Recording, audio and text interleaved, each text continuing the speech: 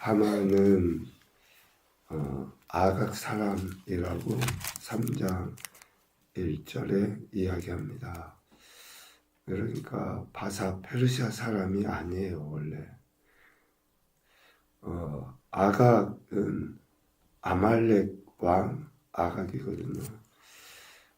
사무엘 시대의 사무엘에 의해 죽임을 당한 아말렉 왕의 후손입니다.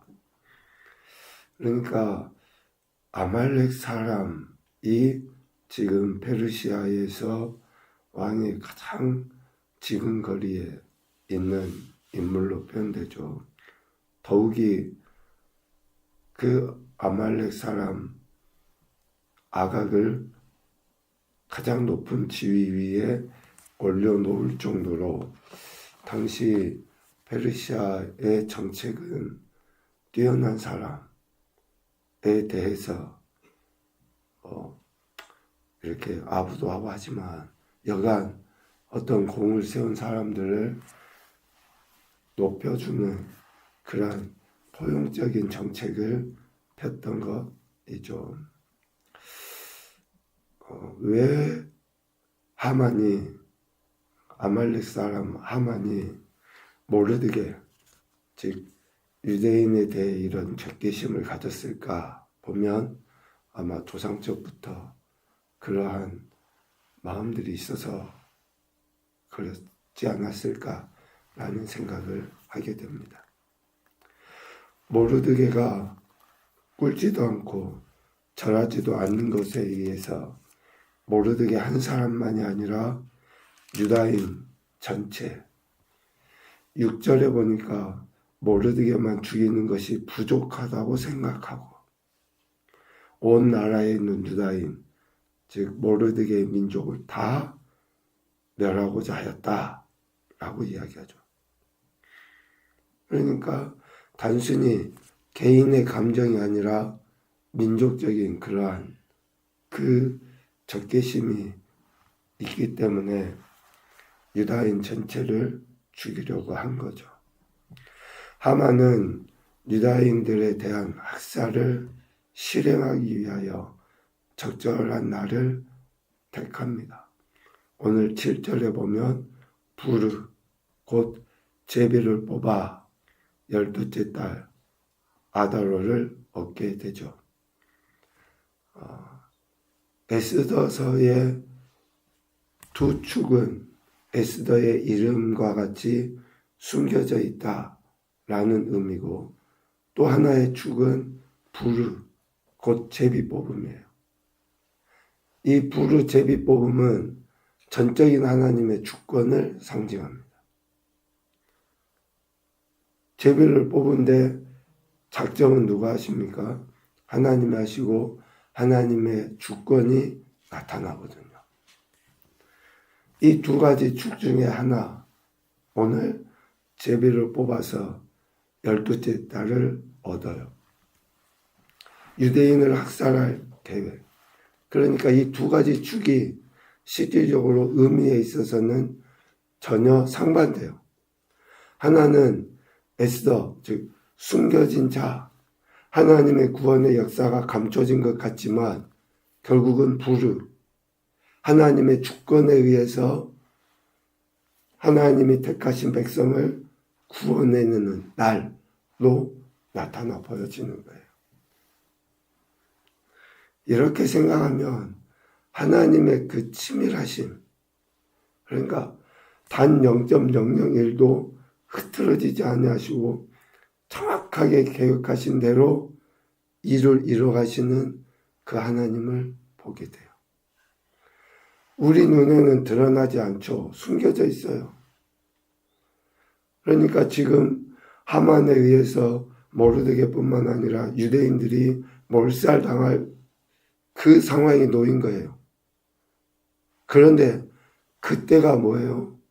하나님이 이스라엘을, 즉 유대인을 구원하시는 때예요. 지금 우리 눈에는 캄캄하고 절망적이지만 하나님은 그 날을 어떤 날로 예배해 놓으신 겁니까? 이스라엘의 구원의 날로 예배해 놓으신 거예요. 그 이야기가 이제 4장 이하에 쭉 기록이 됩니다. 여간 하만은 제비를 뽑아서 유다를 몰살하려 하죠. 8절에 보면 이러한 계획을 실행하기 위하여 아수에로 왕에게 아부하는 내용이 담겨져 있습니다. 한 민족이 왕의 나라 각 지방 백성 중에 흩어져 거하는데 그 법률이 만민의 것과 달라서 왕의 법률을 지키지 아니하오니 용납하는 것이 왕에게 아무런 도움이 되지 않습니다. 여기에서 왕의 나라, 왕의 법률이라는 단어를 의도적으로 써요. 아하수에로 왕에게 직접 이야기하면서 굳이 왕의 나라요, 왕의 법률이요 라고 할 필요가 없어요. 인도로부터 구스까지 127지방을 다스렸잖아요, 아하수에로가. 그러니까 왕의 나라라고 하는 것은 그만큼 아하수에로 왕을 이렇게 부추겨 높여주기 위한 그런 의도적인 표현이에요. 또 127지방을 다스리면서 아하수에로가 통치 기준으로 삼고 있는 왕의 법률, 대단하다는 거예요. 이것을 높여줘요. 그러니까 철저하게 하만은 자기의 그 계획, 목적을 이루기 위하여 아부를 일삼는 거죠. 9절에도 보면 8절에 아부하는 그 말씀, 그 말, 아부의 말이 왕이 보기에 좋게 여겨지거든 조서를 내려 그들을 진멸하소서. 내가 은 1만 달란트를 왕의 일을 맡은 자에게 드리겠습니다. 라고 이야기해요. 아부하는 사람들의 가장 대표적인 행태가 뭐예요? 뇌물이에요, 뇌물. 저게 여기에서 지금 은 1만 달란트를 드리겠다. 라고 지금 하만이 왕에게 이야기하죠. 유다인을 말살하기 위해서, 진멸하기 위해서 당연히 돈이 들죠. 군사력도 하고 해야 되니까.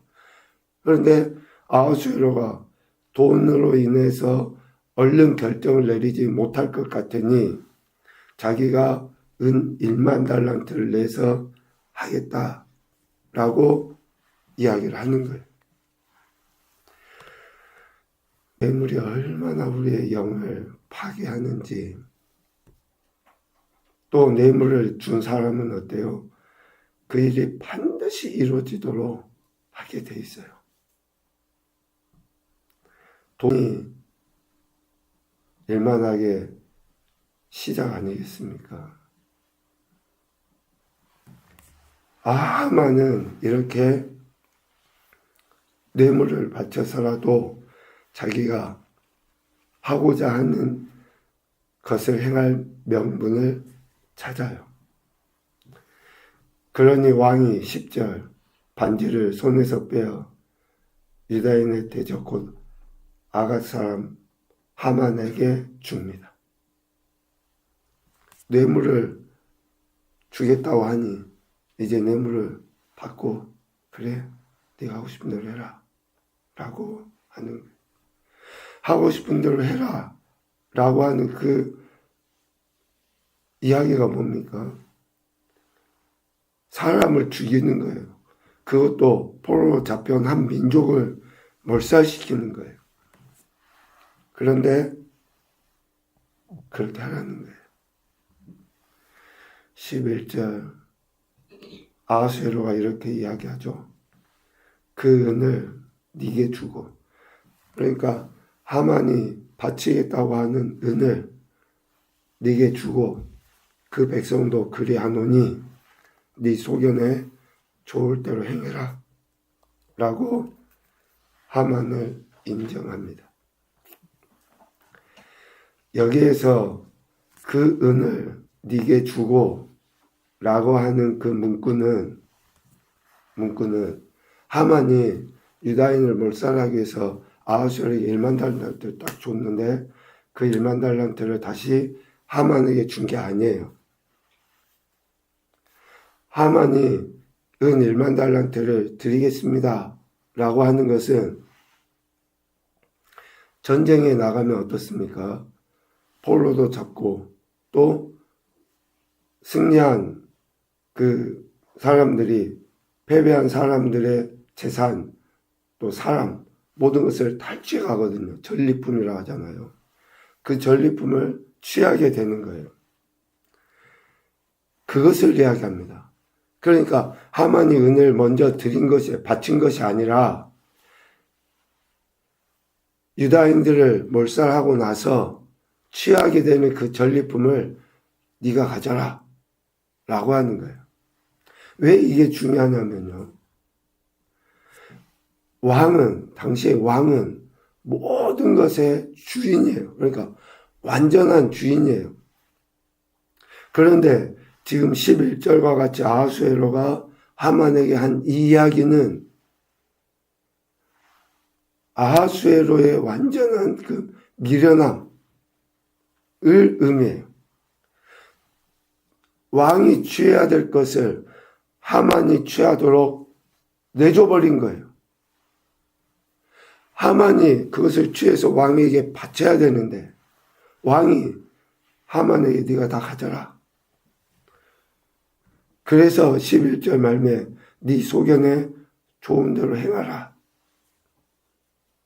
그러니까 지금 이 이야기는 더욱이 10절과 같이 왕의 반지를 주면서까지 하는 것은 실질적으로 페르시아의 왕이 누구라고 인정을 해버리는 거예요.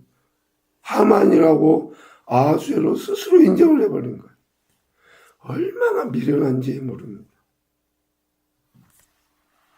뇌물을 받은 아하수에로가 그렇게 미련함을 나타내 보이는 거죠. 하만의 계략 또 아하수에로의 미련함 이 합작되어지니 어떻습니까?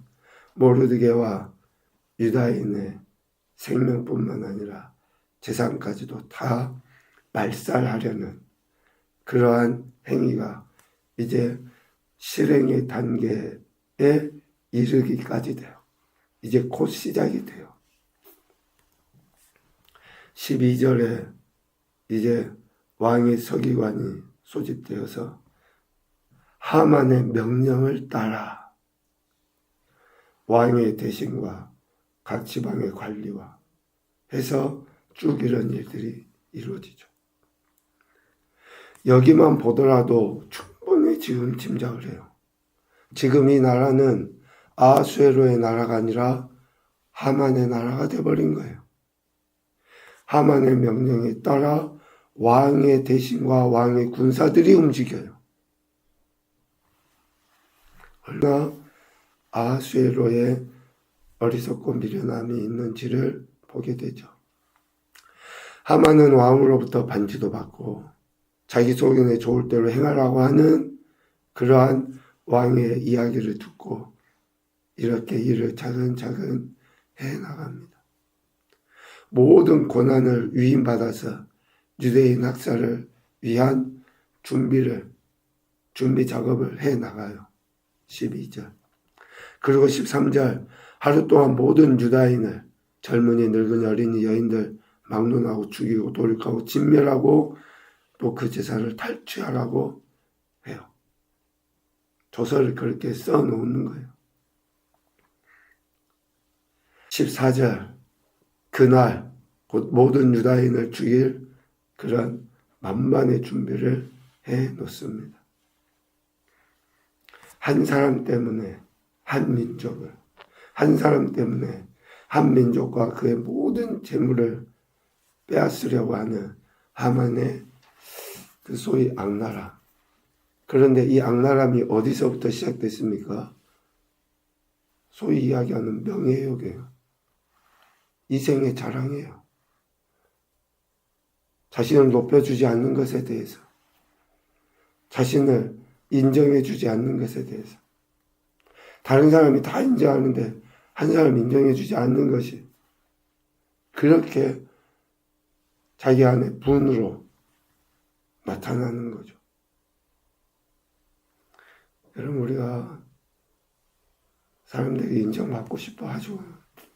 그런데 그것이 그릇되면 오늘 하만과 같이 이러한 엄청난 일을 계획하게 돼요. 그리고 실행하게 됩니다. 하만의 이런 유대인 말살 정책, 아하수에로 왕이 인정한 거죠. 그래서 순조롭게 잘 진행이 되어져 갑니다. 15절 말씀 봐보세요. 욕절이 왕의 명령을 받들어, 이제 왕이 하만에 의해서 조서를 썼으니까 그 조서가 도성 수산에도 반포되니 왕은 하만과 함께 앉아 마시되 수산성은 어지럽더라. 참 안타까운 상황입니다. 여기에서 어지럽더라 라고 하는 말은 어찌해야 할 바를 모를 만큼 민망해하거나 염려하는 것을 이야기해요. 아하수에로 왕은 강 건너 불구경이에요. 자기가 다스리는 성이 어지럽든지 말든지 하만하고 이제 그냥 자신에게 뇌물도 준다 하고 하는 그 하만하고 앉아서 술 마시고 그렇게 하는 거예요. 참 안타까운 모습이 이렇게 보여지죠. 하만의 잔인함 그리고 아하수에로 왕의 어리석고 미련함이 결국 수산성을 혼란에 빠뜨리고 그냥 온 나라를 쑥대밭으로 만들어버린 거죠. 그런데 정작 자신은 자기가 다스리는 그 나라의 왕이라고 하는 그는 어때요? 전혀 무감각하게 술 마시고 있는 거예요. 즐기기만 하는 거죠. 이러한 모습을 하나님은 그대로 내버려 두지 않죠. 지금까지 숨겨둔 에스더를 이제 하나님이 드러내셔서 구원하려 하시는 그 계획을 이루어 가십니다. 가장 어두운 가운데, 어지러움 가운데, 혼란 가운데 있게 하시지만 그때가 뭐예요? 하나님의 구원하시는 때예요. 가장 혼란스러워서 다 그냥 아무것도 없는 상태인 것 같지만 그때가 하나님이 일하시는 때라는 것을 이후에 보여주십니다. 첫 번째 교훈, 아부와 뇌물은 미련한 자의 대표적인 특징이다. 아부와 뇌물은 어리석고 미련한 자의 대표적인 특징이에요. 둘째, 잔인함과 미련함이 공동체를 혼란하게 만든다. 우리 가정이나 교회나 직장이나 또 나라도 그래요. 공동체를 혼란하게 만듭니다. 세 번째, 남의 아픔과 고통에 무감각한 것은 잔인함의 표출이다. 왜 우리가 하나님의 긍휼하심을 구해야 됩니까? 하나님 우리를 긍휼히 여겨주셨기 때문에 그렇고 우리가 하나님의 긍휼하심을 구할 때에 다른 이들을 긍휼히 여길 수 있게 되기 때문에 그렇습니다. 오늘도 저와 여러분을 긍휼히 여기신 하나님의 은혜를 생각하면서 다시 한번 하나님 말씀으로 참 지혜를 얻고 하나님의 기뻐하신 뜻을 위해 영적 승리와 또 크신 은혜를 누리며 살아가는 교복된 한 날 우리의 인생이 되시기를 주님의 이름으로 축복합니다. 아멘.